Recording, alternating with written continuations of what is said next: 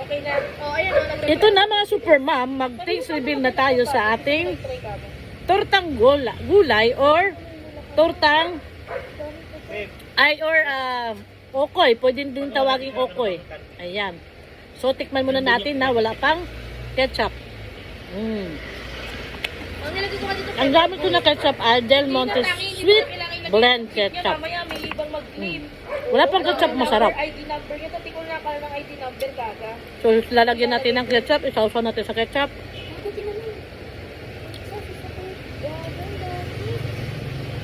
Bang bang bang boom. That's how to shit and then. Ay. Mas masarap. Sarap. Alam ko dali mo sa kay Tita Tess. Ubus siya. Ang ingredients na ginamit ko guys, minced na sibuyas, bawang, sili bell, carrots, patatas, repolyo, at dahon ng sibuyas.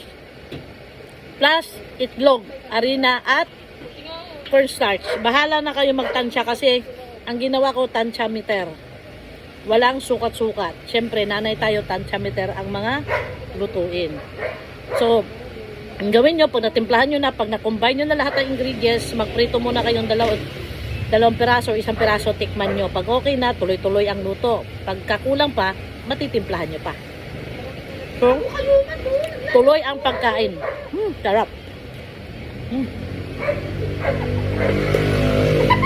Kuya Ma! Tagal ako. Bibidyo si mama. Bang boom. Habang kumakain ako, nalalasaan ko yung tamis ng carrots. Hala! Sarap.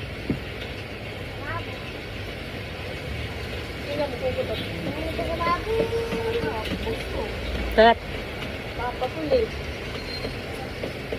Try nyo rin magluto guys. Very healthy. Mababa pa naman yung buko.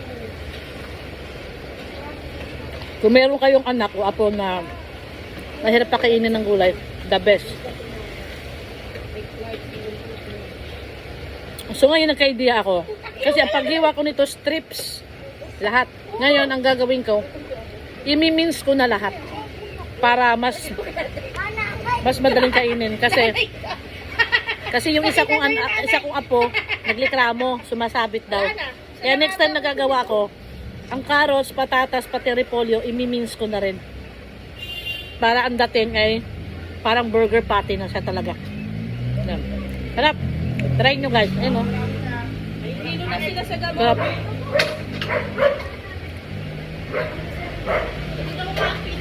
With ketchup. Sarap.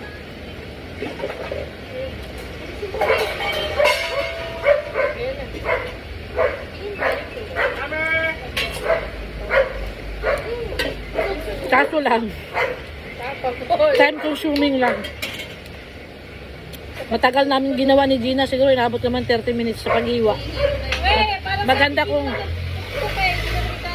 ako nga lahat, si Gina ilang piraso lang nahiwa, ang bagal. Oh, tawa-tawa ka Gina. Tawa-tawa si Gina. Ayun ang gulay oh. Sarap. Kung may food processor, mas maganda. Mas mabilis. Ayan oh. Strips ang pagkahiwa ko. So next time, imi-mince ko lang lahat. So thank you for watching.